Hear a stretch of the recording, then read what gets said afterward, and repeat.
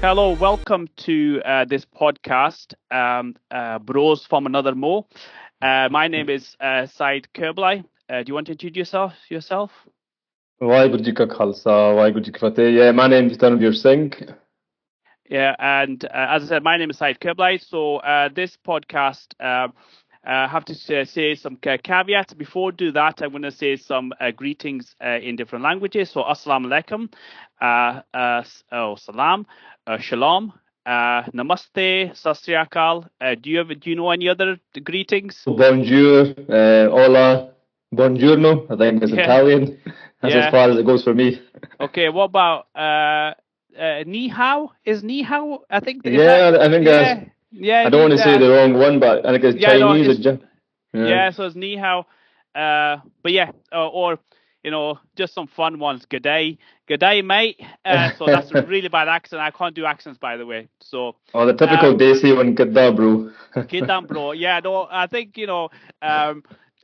that's a good one because if before we start, do you want to tell anybody what faith you belong to, and I'll tell everybody what faith I belong to. Yeah, so I belong to the Sikh faith. I'm one of the Sevadars, selfless service workers in the Sikh community as well.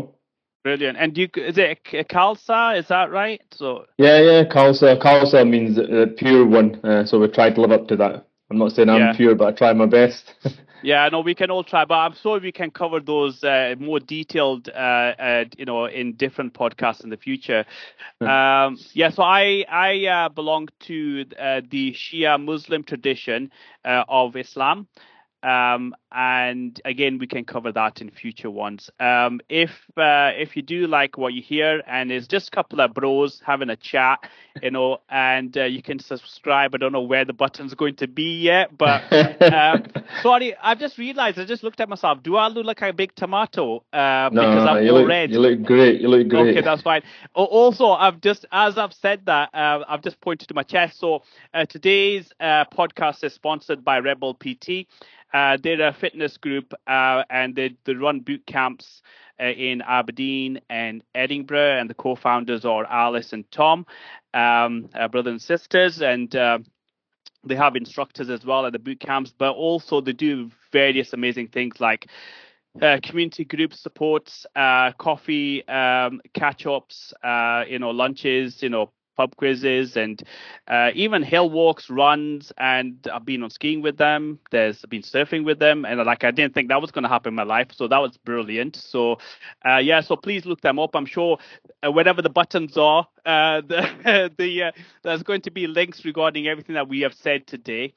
So today's podcast, the theme is health and well-being journey and different paths chosen. Because Dharmveer, unfortunately, was it age 40 you had a heart attack? Was that right? 38. 38. Wow, wow. And how old are you now, if you don't mind me asking? 41. 41. Sorry, I know there's a lot of paint in your beard now, but I just to double check if that's your age. But yeah, so 38. Sorry, I don't know why I thought it was 40, but yeah, 38 is quite young. But do you think so? I think that's quite normal in our South Asian communities, isn't it?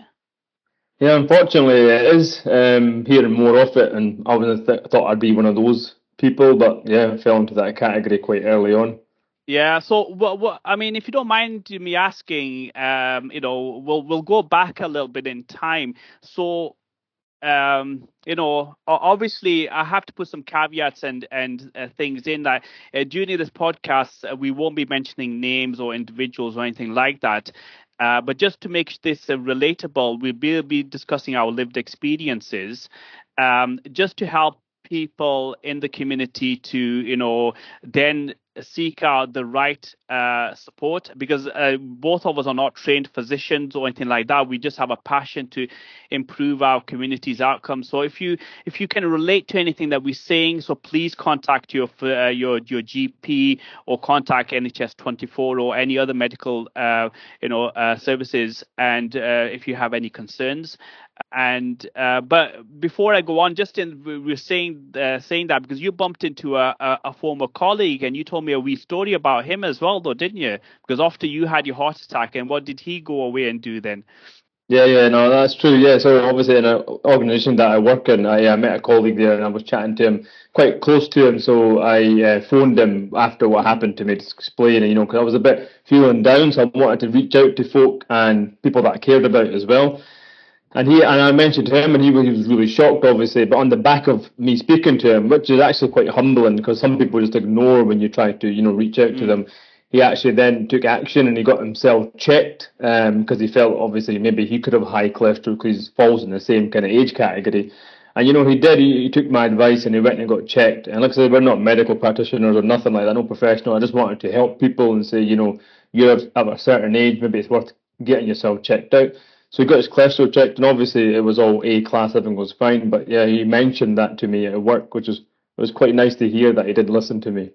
Yeah. Well, no, that's good though, because the whole thing that you and I do constantly is trying to share good practice, and we never try to give advice and say you must do this, you must do that, and we just try to be relatable. And I think that's what you've done. So no, well done to be. I mean, for you honestly, and you're an inspiration, and so many other people in my life as well. And but just going back a little bit. So how was your upbringing like in the Sikh community, and again, just obviously you'll respect if not using names or anything like that, but yeah, if you want to tell us about that. Yeah, it was quite a good experience. A lot of family oriented experiences, being with family and stuff like that. But with that as well, saying that, so I was growing up in a sort of Punjabi household. Obviously, we had a bit of a faith. We went to the Gurdwara, as you do. But a lot of it was, especially growing up, was a lot of partying, a lot of house programs, and weddings and things. And obviously, with that, there's a lot of eating involved and drinking. Myself personally, I've never drank alcohol, and I don't drink it now. So I know people say great chat's done over a glass of wine, but today my poison is water, so I'll stick to that.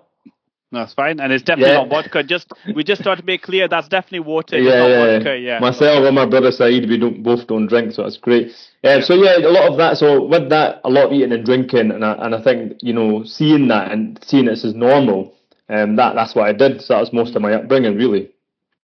So going back to what you were saying regarding your upbringing and the lifestyle and stuff, and we've spoken about this for over the number of years now since you had your heart attack, and about lifestyle. And do you want to tell those listeners who are not familiar with this South Asian cuisine, and what kind of food it is, and what kind of preparation of the food it is? Yeah. So the food's great. Let's face it, because anything that's bad for you tastes really nice. But I suppose a lot of our food growing up, like I say, especially being at a lot of weddings and parties, it was like all the greasy food, like good food, samosas, pakoras, and like we call this thing vare, which is made out of like mince, all those kind of things, and it's just all fried, deep fat fried.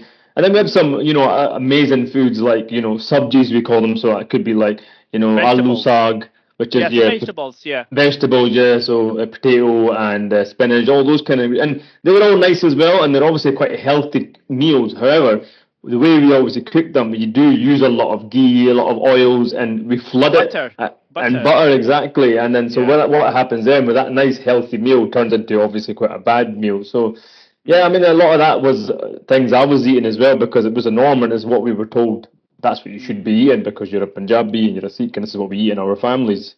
yeah. So just talking about the diet then. So were you vegetarian or vegan? So I used to eat meat actually. All Growing right. up, Okay. meat growing up to the age of 23. Mm, And then when I like using this word, seeing the light, the phrase, and when I sort of connected with God and came, more deeper into my path and understanding Sikhi, I then sort of changed my ways because from a compassionate point of view, I just wanted to give up the meat. So I just stopped eating meat, and then I went to vegetarian about 23 years. So from there, that's also funny as well because when you hear the word vegetarian, you think healthy straight away. However, mm, growing up, vegetarian food, as I mentioned, was a lot of things that were cooked in a lot of oils and butters and ghee, that kind of thing.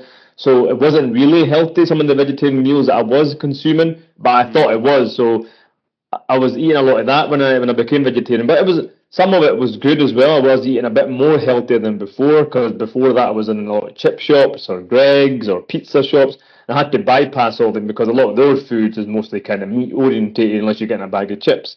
So Yeah. there was some benefits, pros and cons, I suppose. Mm.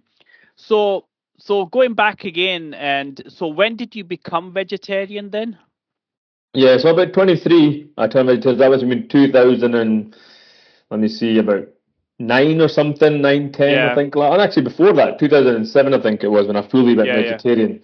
Yeah. So I've been ever since. I'm still vegetarian today as well. But now are you vegetarian or vegan? So now I'm still vegetarian, yeah. So I Okay. eat butter, milk and cheese and like Yeah. dairy products, but I just don't eat egg, fish or meat. Okay. Anything associated with an animal, coming to harm or produced from an animal, is that right? You know? Kind of, apart from the egg is a bit of a controversial subject. Some Sikhs believe. So when I again, I'm not going to go too deep because we'll talk about it another time. But when I took Amrit, which is basically become initiated into the path of becoming a baptized Sikh, if you want to call it like that, Yeah. we are told during that ceremony that we shouldn't consume meat, fish, or eggs. Mm, So then people ask about the milk because that comes from a cow. But I think mm, with the egg is because it's like a sort of living organism and it could have been a potential a chick, then it's kind of yeah. ruled out. But Mm. again, that's controversy and really the meat and vegetarian topic and Yeah, Sikhi we can is massive. we can cover that next time. I think Yeah, we'll go into this that time. next time. Yeah, I think there's a lot of because of the controversy. There's going to be a lot of discussion points further down the line. I'll take a mental note on that, and Yeah, yeah. I'll Thank you. so do you want to talk a little bit about what now I'm going to talk about? I know it's a quite sensitive subject, and some people might find it hard to listen to, is about when you had your symptoms and your heart attack. Yeah, so back in 2020, the horrible pandemic year. So Mm, September, I think it was September the 9th, I started feeling something. So to explain that, sorry, it was like a almost like a heartburn kind of mm, feeling. When I used Uncle Google to check what was going on with me, it did kind of point towards heartburn. So I just obviously played it off as a heartburn. And that lasted pretty much the whole day. And then the next mm, day, the 10th September, it was okay in the morning, then it came back mm, similar symptoms of heartburn symptoms. So which kind of felt like almost I would say two things. It felt like a bit like I felt like very agitated, but yeah. also a kind of burning sensation in the throat and jaw. And let me say again, I'm not a doctor, but from the advice I was given, that they are symptoms of a heart attack, by the way. So look out for those things. God forbid it happens to anyone, but any type of jaw or neck, kind of sensation, pain, is symptoms of a heart attack. Anyway, again, I played that off as heartburn because that's what Google's telling me. So obviously, you shouldn't listen to Google all the time. So what I did was on that second day, and it came back in the afternoon. I just took some Gaviscon and drank that a few times in the day. And obviously, it could be a placebo effect because it kind of soothed a little bit, I have to say. So I felt, it must be heartburn. And this is a Thursday night, and it kind of, I wouldn't say it went away, but it did calm down a little bit, the feelings that we're having. So I just went to bed, and I thought, if I'm not well in the morning, then obviously I'll call the doctor on Friday morning, Mm, and I'll call work as you do. So I woke up about 12 midnight, and that's when I experienced some, other symptoms, which I kind of knew from my first aid courses that these are definitely heart attack symptoms, which mm, was the, pain down the left arm. And at that point, because I recognised that one to be a heart attack symptom or even stroke, I quickly, says to my wife, call the doctor, call the hospital and an ambulance, sorry. And yeah, she did that, and then they came very fast to my rescue. okay. Do you want to talk about a little bit about again the advice that you've given? And you said you did contact NHS 24, or yeah. Yeah, yeah. Just to go a step back there, yeah, I did. So when I woke up initially, I wasn't feeling very well, but I still never had that symptom of the left arm pain. Mm, So I did contact NHS 24. I have to say, great service, hands down. mm, And I explained to them what was going on. They says, come in, straight away for appointment. So I started getting ready for that appointment. And it's mm, just between that time of getting ready and making the phone call is when I got the left arm pain. mm, And then obviously then I told my wife to call the ambulance because I recognised this is something really serious. And I also felt a little bit faint. So putting Yeah. those two together, I knew this is really bad. So yeah, Yeah. ambulance was called, and they came. Let me say that was COVID year, and they came within 10 minutes to my door. So very grateful for those Yeah, team that no, came. that I mean, they're potentially life-saving as well. And do you want to talk a little bit about the experience and obviously when the paramedics did turn up? Yeah. So again, came in sort of less than 10 minutes. Came into my house, and obviously professionals, amazing, paramedics. They recognised straight away what was going on after the ECG machine on me. They said, "You're Mm, having a heart attack, Mr. Singh." We're quite confident what's going to happen here. We're going to take you to the hospital, and you're probably going to get a stent put in, most mm, likely. Obviously, advised my wife, pack my bag, overnight bag, and stuff, and just to say that you can't come because of obviously COVID pandemic. mm. Yeah, then I was in the hospital. I made it from Leith to the New Royal, Little France, as everybody knows Leith, and that normally take you about, I would say, 35, 40 minutes, and I got Yeah, there yeah. in 8 minutes, something like that. It was very fast. Blue lights Was on, it? obviously. Yeah. Hmm. I take it you went because you obviously you got children and obviously your wife needed to be with them. I take it was quite. I'm trying to think about the right words. Would have been a lonely feeling being in the ambulance yourself, or scared feeling. Yeah, no, it was, if I'm honest with you. Obviously, the first thing that was going through my head that I'm not going nowhere, God. I remember saying that to myself. But the other thing, yeah, it was weird because I think in normal circumstances, away from the pandemic, my wife probably could have jumped in the ambulance with me, whatever. But yeah, it did feel a bit lonely, like what's going on here, and it felt a bit eerie as well because it was the middle of the night. That was about half one, 2 in the morning. Yeah, So it did feel a little bit strange until I got to the hospital, and obviously I started seeing other people, and then it kind of did help, yeah. ease those anxieties that I was kind of feeling. Yeah, I'm sure the paramedics would have kept you to eased, and because obviously the professionals and they probably see this quite a lot. Yeah, no, 100%. They were very. I couldn't thank them enough, and I even wanted their names. I was even trying, even despite what was going on with me, I was trying to Mm, sort of, get some contact information, not like a number or something, but something that I could just thank them because the way they were speaking to me. I know it's people say it's their job, but I think we forget to thank these people, not enough. And mm. yeah, the way they were kind of easing my anxieties and looking after me, it was amazing, and I'm really grateful for that. Yeah. Well, no, that's it because obviously in this country we do take it for granted the NHS and they've had to endure a lot of pressures, especially with COVID and post-COVID, and it's when we need them the most we realize how thankful we are regarding our life. But also for the NHS as well, be it the NHS 24 GPs, nurses, doctors, supposed to be the NHS 24, Scottish Ambulance Service. No, I totally agree with that, and I'm sure we can ask to see if we can add any links to that, to our, the channels here. Just to say the intention is to put this on your YouTube channel and also Spotify as well, so people can subscribe and listen because there's going to be a series of this. This particular episode, we are talking about your lived experience. So just talk about your lived experience a little bit. What happened next? And do you remember being in hospital? Then what happened? Yeah, so obviously taken and got seen to straight away because, Mm, not that I realised at the time, but it was really serious because I never thought it was at the time. I do know that now, but yeah, I got straight into the operating theatre and they, inserted a stent into one of my arteries, which was kind of blocked at the tip. I was awake during this obviously procedures. For these guys, it's quite straightforward, and they know what they're mm. doing. It's very simple for them, but as a really experienced procedure to do. It's not easy, but the way they do it, they make it look like it's like butter and bread. But literally, it's like, sitting there looking at the screen, Well, I'm small, sure that I'm sure there's a lot of butter on a lot of bread, especially when yeah, it comes to yeah, our communities. true, So true. yeah, so what you would say bread and butter for them of what they were doing. Do you know how they internally accessed you? So was it through major artery? And do you want to talk a little bit about that? Yeah, so basically, yeah, they obviously done the scan and the screens at the top there, and I was actually looking at it as well, so they could see exactly where the blockage was. Technology again, hats off to them, amazing. Mm. Or a flick of the turban there.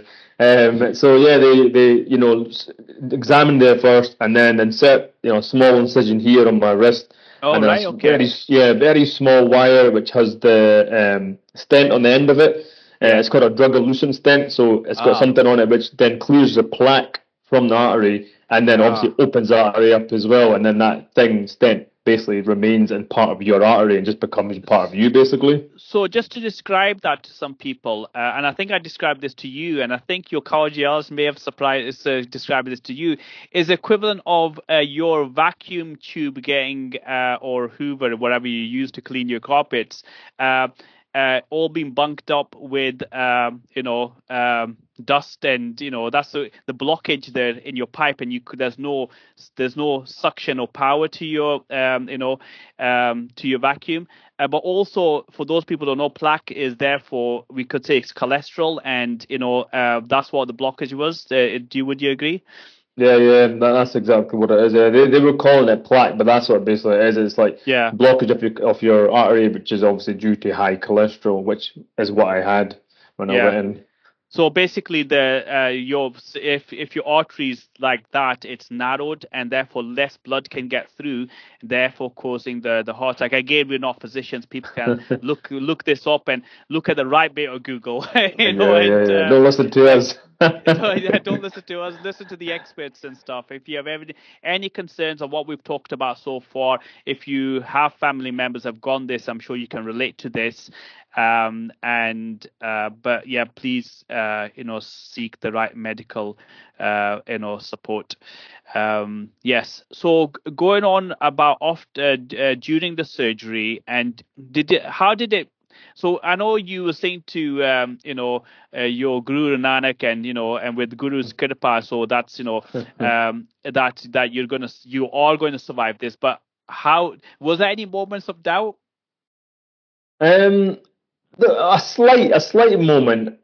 'Cause I don't know. It was happening so fast. Like the whole process happened so fast from the moment I made that phone call to NHS 24 to get an appointment, from the time I actually arrived at the hospital. It just happened so quick. I think the only thing that was going through my head is like, why Guru, meaning wonders creator God, Allah, Ram. I Yeah, was like, I'm not going nowhere. And I think that was the main thing in my mind. And I think that yeah, was the kind of my mantra for that night was I'm not yeah. going nowhere. I'm not going nowhere. So I don't know. I mean, if I'm really open honest with you, I don't think I thought that far, but I was a little bit scared. But I think my thing was I'm too young for this.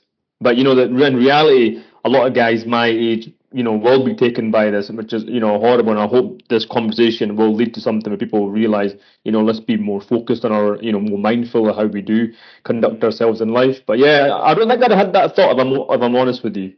yeah. We'll talk a little bit about that cultural and peer pressure and stuff in a minute.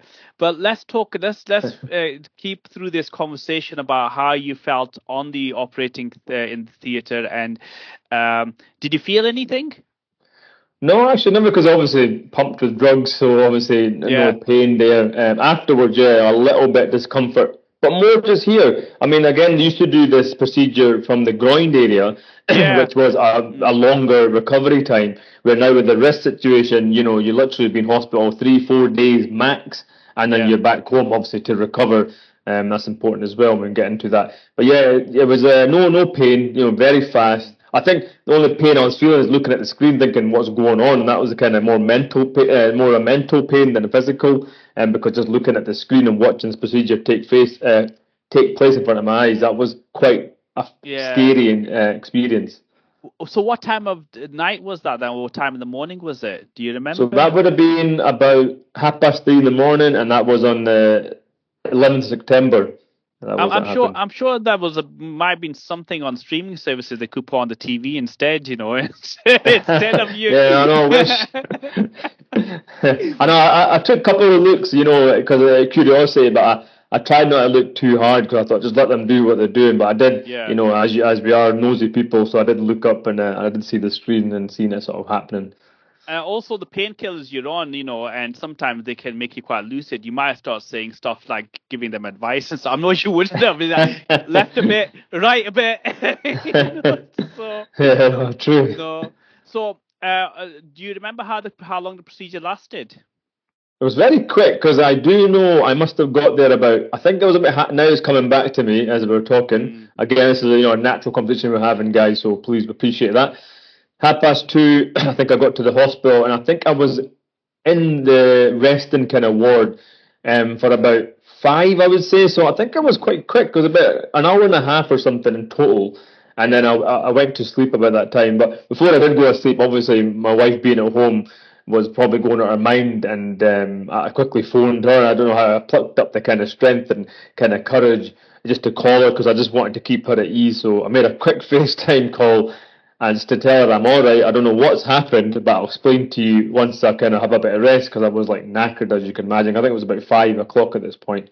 Put the yeah, phone down and then put my phone off and went to sleep for a couple of hours. Then woken up by the lovely doctors.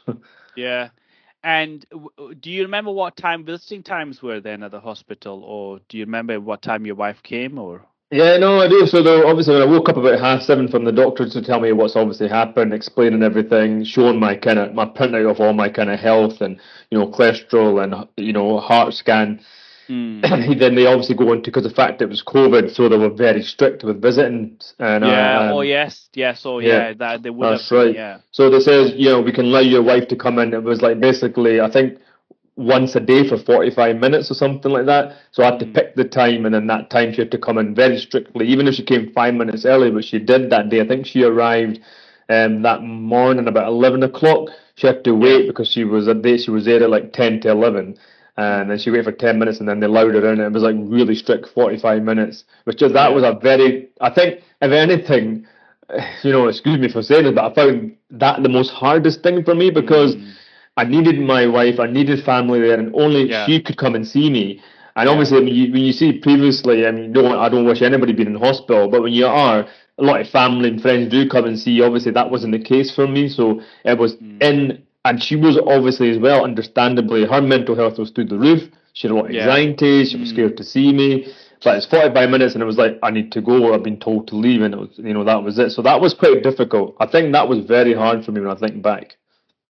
Yeah, and I suppose you can everybody can relate because they may have known friends or families who had loved ones either in hospital or didn't especially at the beginning of the pandemic and when people weren't allowed to go to hospitals at all and unfortunately there has been cases where people's loved ones had passed away and they never ever got to see them and stuff and in both our cultures and a lot of cultures, end of life is quite important. You want to be there from the beginning to the end of a person's life, but then again, I'm only thinking about the positives. It may have been a quite good thing. It was just your wife because she still had to look after the kids, but without being in hospital overly alarmed, but we can talk about this in a minute, but Mhm. it's the next steps which are going to be more important for the kids. So we'll come to that. And if because this is not scripted, this is just a couple of guys, a couple of bros from a couple of brothers from another mothers, or a couple bros from another mo. That so. Whilst we keep it quite fluid, we'll try to remember stuff that we said we're going to pick up on. So she did come to see you, and how was she?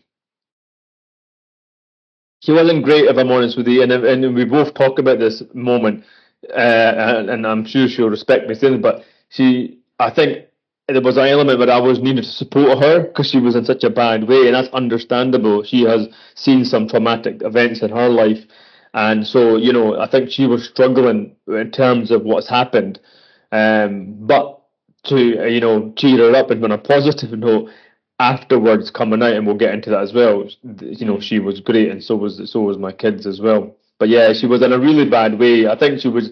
I think as well. I think the pandemic, obviously, never helped because there was a lot going on with strict guidelines, go this way, one way corridors, masks on everywhere you walked. you know, the whole time restraints and things, and that was getting to her as well. And it felt like almost like, as you heard in the news as well, a bit of like a sort of war zone situation as well. So I think that was affecting her mentally anyway. So Yeah. coming to see me was like, you know, not very good for her, but it wasn't good for me either. But we got through it. Yeah, I'm sure she would have had to, you know, obviously at that point gel up the hands, and I don't know if she had to wear a apron on, but I suppose she wasn't taking care of you. That's everybody else's role. But she would have had to wear the mask on, you know, and also not only seeing, because I don't know about you, but I tried to read body language and stuff, but and probably you could still see her anxiety through her eyes. Mm. Yeah, no, it's true. So she did have to wear a mask the whole time until she came into my, like, you can say, the sort of cubicle. And Yeah, when they yeah. shut the curtain, they allowed her to kind of just pull the mask down. But they were being, because I think they did encourage the mask to be kept on. But Mm. one of the nurses says it's okay while you're in the kind of cubicle, but they're being quite strict. And obviously, they were keeping Yeah, an eye on I the saw. time. Well, just infection control purposes, the curtain acts like a big mask. So you're only two of you in the big curtained area. So I suppose that's the equivalent of you're both masked into this That's zone. true. You Good know, point. and yeah, so you know so for infection control purposes, that was obviously quite important. How did you left it before she went away? Yeah, just like you know, I'll see you soon. You know, with obviously God's grace being a, you know, no straightforward procedure, but all successful and everything. Mm, They were quite confident that they were gonna, you know, let me come out in a couple of nights. So, you know, it was okay. And I think then the second day when she arrived, she yeah. was great. She was really supportive, and she always is. And Hmm. it was a bit more good feeling amongst us because I could see the light in the tunnel that was coming out the next day, and we shouldn't have to come Yeah. back to the hospital and stuff to see me. And obviously, I was going to be home, which would be a nicer place to be for me. Yeah. So yeah, it was better when she came the second day. That's fine. So how many days and nights did you stay in hospital? So I was there for 2 nights, 3 days, basically 3 full Yeah. days. Yeah, Yeah. Yeah. Because obviously you went early morning to the hospital in the first that's right. instance. Yeah. Yeah. Yeah.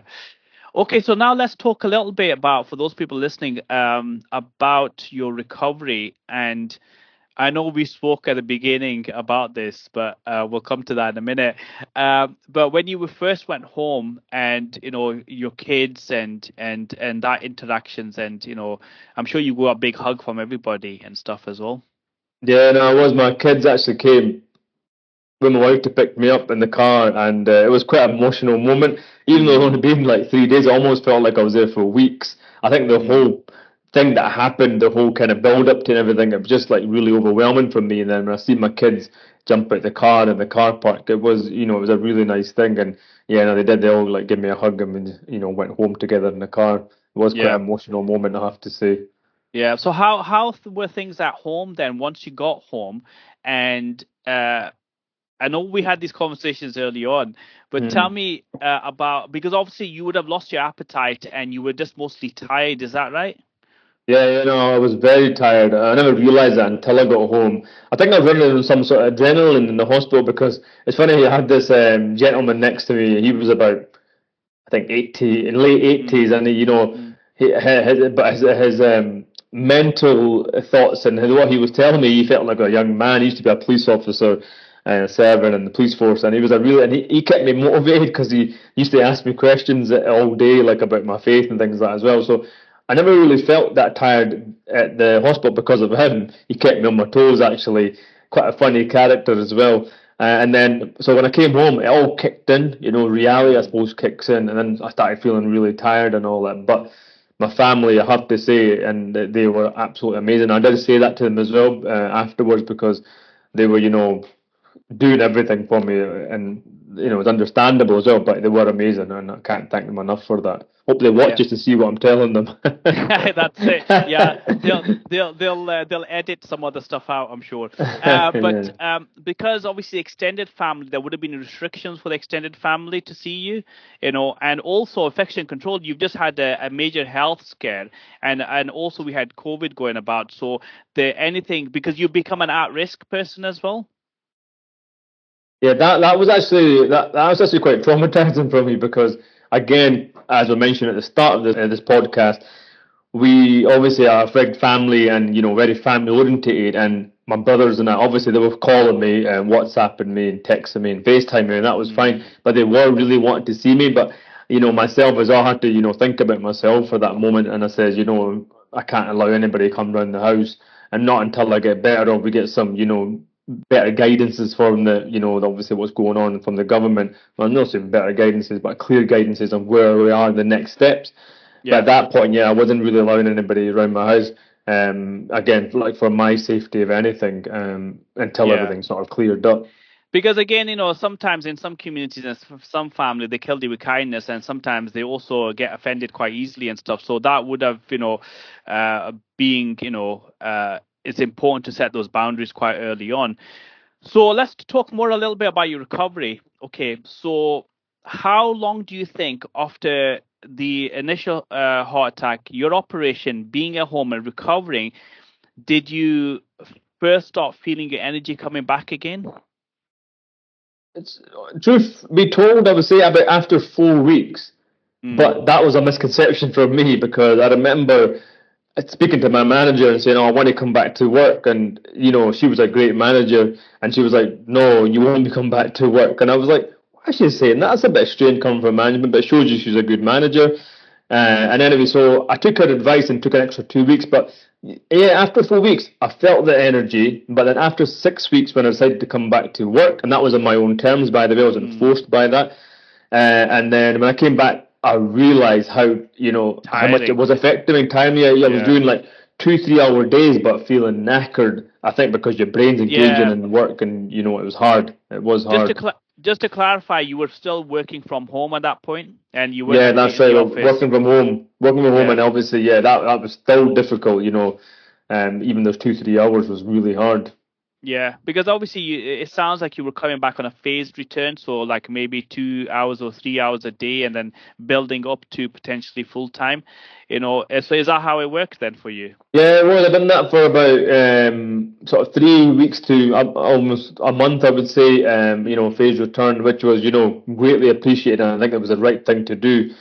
mm. And then after that, yeah, I started feeling a lot better, but more, I think mentally, I was feeling like energetic and ready to take on the world, Oh but yeah, my but body was we'll saying something well, else. no, we'll talk about that because I remember the conversations you were like, right, you're the equivalent of okay, which was really good that you like we had these conversations and you were going to change your life because we said that you agreed that this is a life changing moment.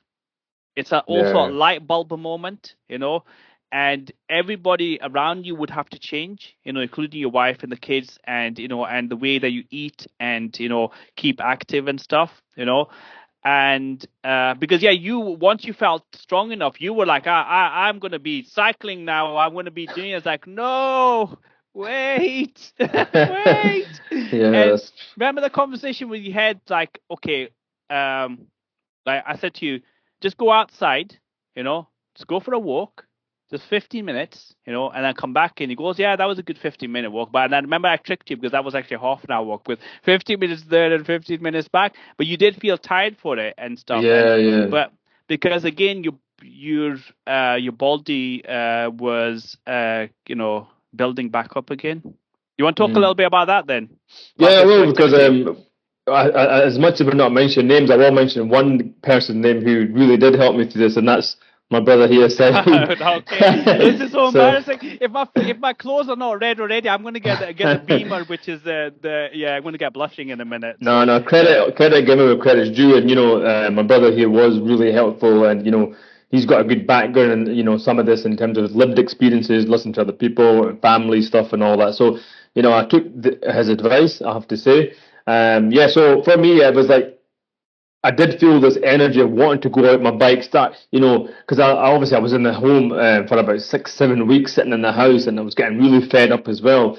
So I did attempt a little walk, and that first walk, believe it or not, was actually going to get my prescription from the doctor's surgery, which, by the way, is literally 3 minutes around the corner from my house.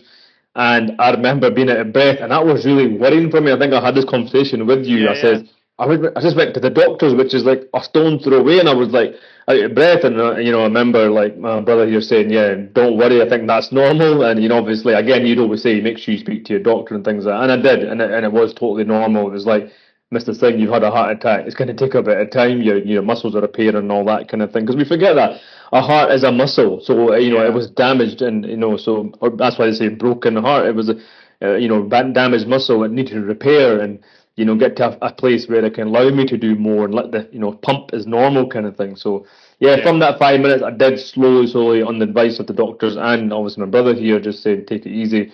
I eventually got to the 15 minutes, and then then to the half an hour, and then a few months down the line, I would say a good 6 7 months, then I jumped on the bike. Yeah.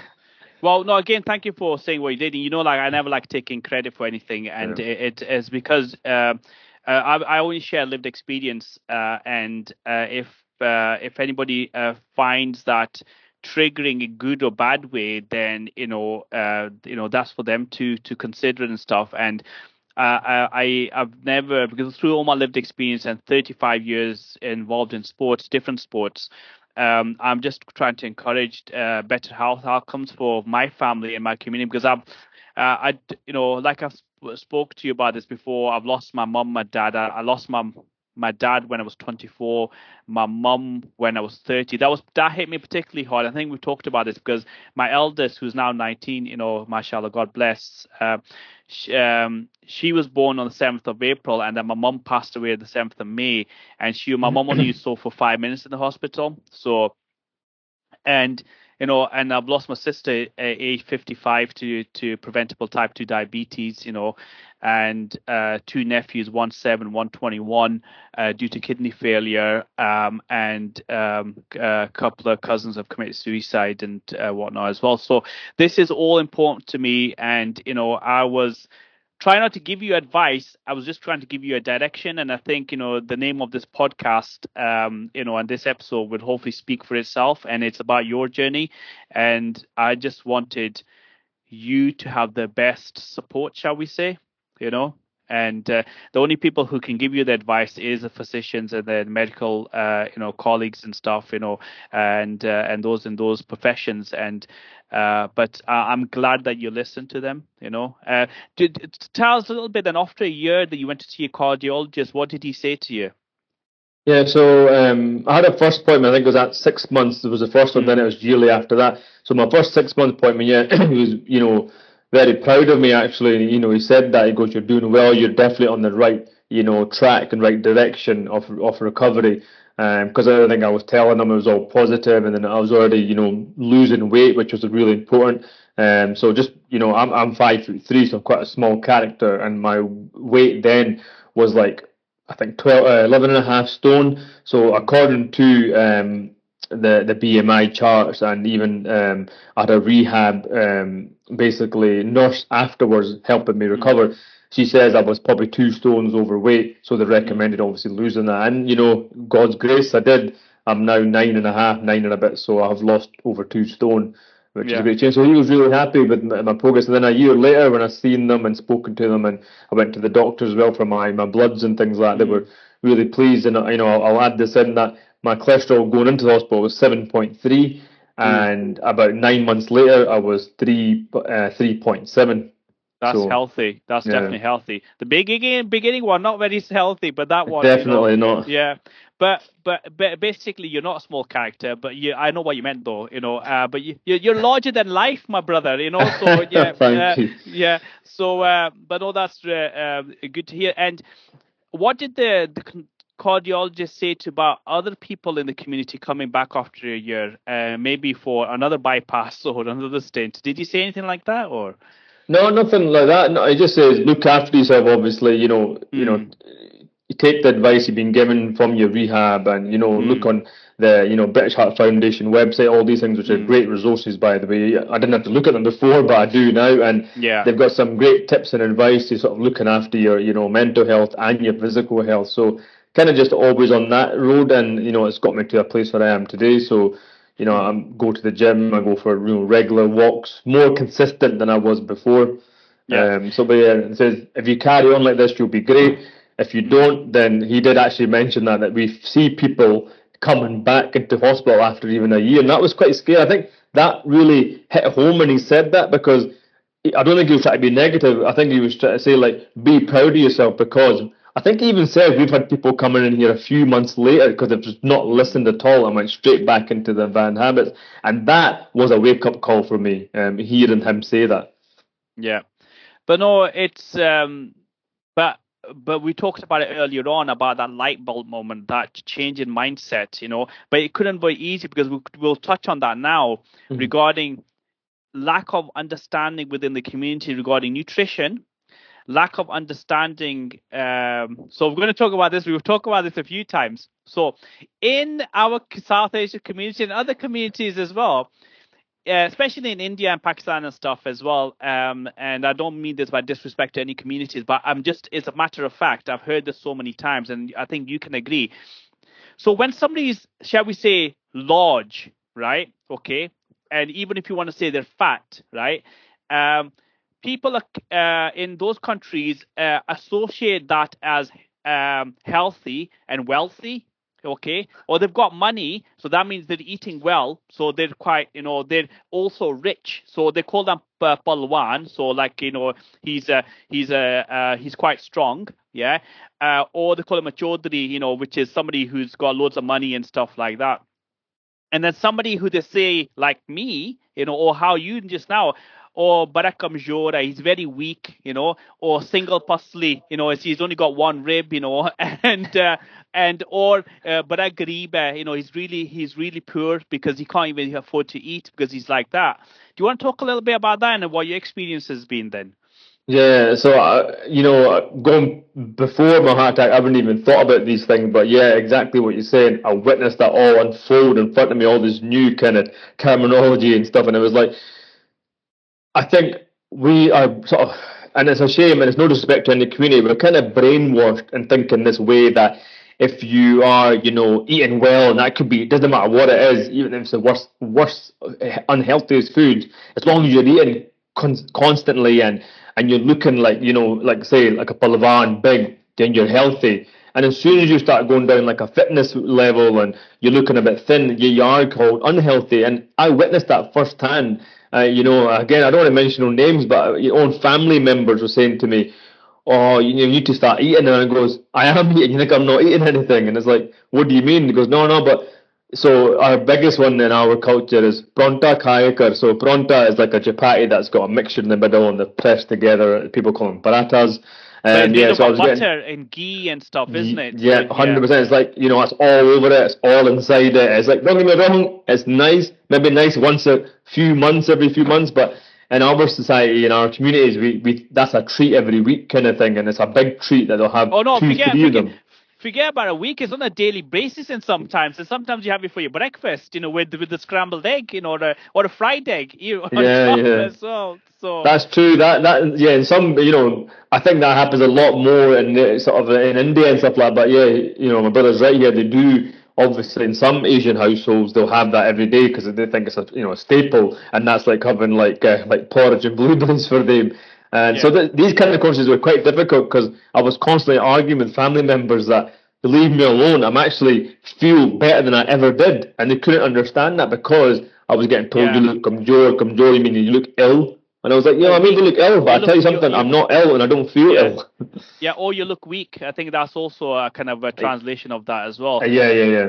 And um, but we also have to know, like, because it's alien to them regarding nutrition and healthy eating and healthy living.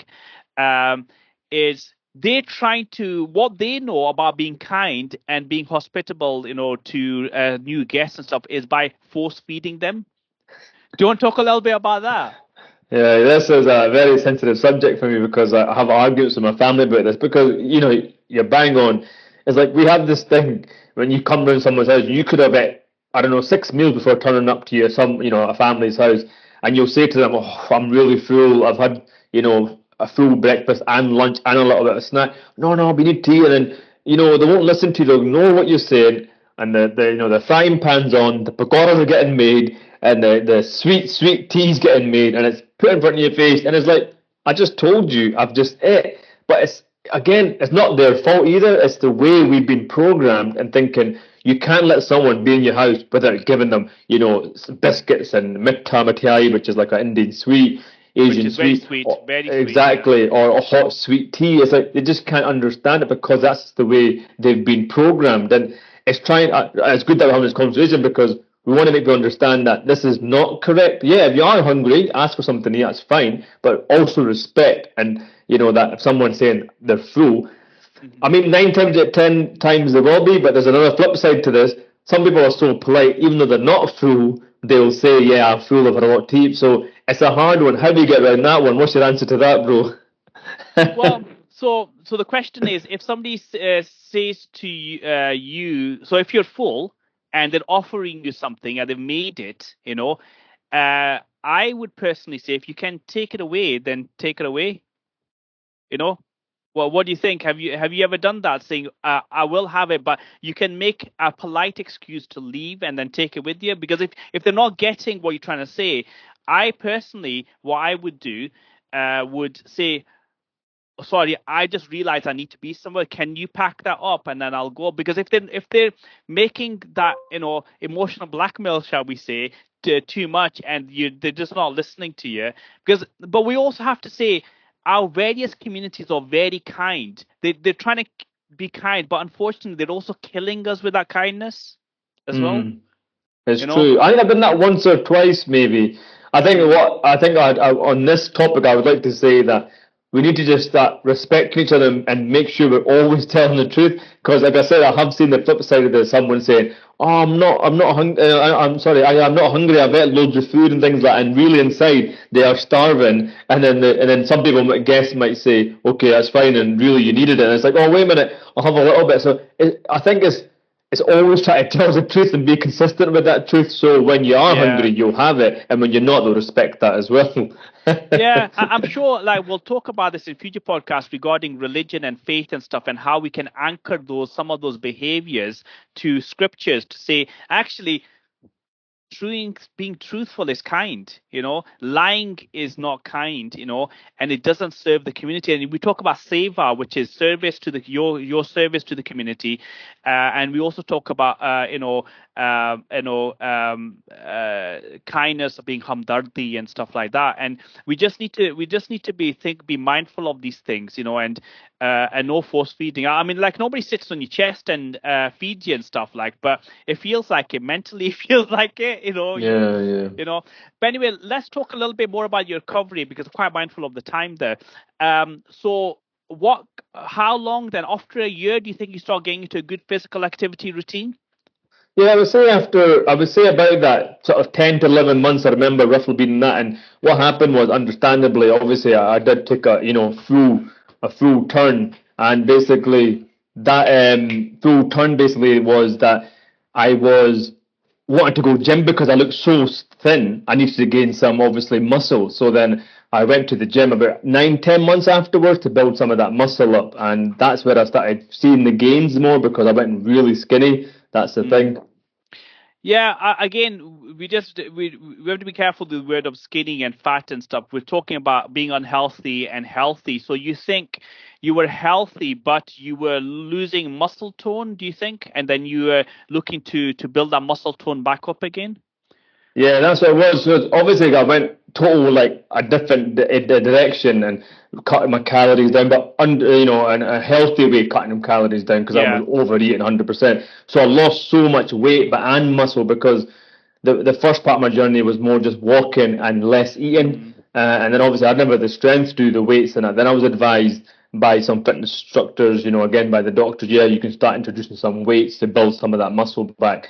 And so yeah, I would say about after about 10 months, I felt in my prime almost that I ready to go gym. I started pure gym and worked out quite regular there as well. And that's where I started feeling like more like a stronger. Even though I was still thin, I'm still am thin.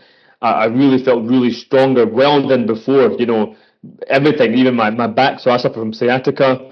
I mm, felt that had recovered better because I was able to sort of be more supple and stretch. Before yeah. I was like my stomach was in the way. I Yeah. couldn't really stretch and and release those kind of the tension in the back. So there's Yeah. so many positives behind the weight loss as well, more than just the heart thing. It was the muscle gain, the sciatica, getting rid of that because of the trapped And nerves. this So and the head as and well. hundred Mental health. percent Mental mental. health. Yeah, just looking in the mirror, not seeing. Because I'm not going to lie to you. I'll add this in that I used to run past the mirrors, so scared to look at a mirror, especially from the side angle. And then once I lost that weight, I was confident to. I still have anxiety looking in the mirrors, but Yeah. compared to before, it's a But night and but day. but again, it's about being healthy, being healthy weight and healthy mind, and it's not about being fat or thin. It's about being unhealthy or healthy, Mm. and it's something that's, we'll cover in future podcasts. Before we close up, we've only got a couple of minutes left Yeah. to tell us about your experiences. Still, you get the people asking about your being kamjor, being weak, and what's your response to that then nowadays. So at the start, I stayed very quiet because I was obviously I wasn't maybe in the right mental space to kind Yeah, of not argue but kind of give a response. But when someone said that to me now, I just say, you know what, thank you, that's your opinion, and I appreciate it. However, I'm I'm actually healthy. in the I'm I'm healthy. healthy, exactly, and that's it. Before I used to just stay quiet, but now it's just like, yeah, no, that's fine, that's your opinion, but I am healthy, Yeah, and I'm happy and healthy. happy and healthy, and that we call to find a closing the happy heart. I think you did another YouTube on that, which we'll That's put in the right. links below. And I think the logo was actually the emoji was probably a broken heart, which you mentioned earlier on, you know. Mm. And but it's not. But to get healthy, it doesn't take one person. It takes people around you. It takes your wife. It takes your children. It takes your community. They can also change your mindset to go back the way again, like all those other people who have after a year had another heart attack or another bypass or another stent put in. So, but we can talk about those in future ones and linked to faith and religion and stuff. And but I just want to thank you for this amazing journey that you've been on, this health and well-being journey, and the different path that you've chosen. And the direction of travel that so far for you, which has really been inspiring. So I'm always inspired by you. So always remember that and keep up the good work.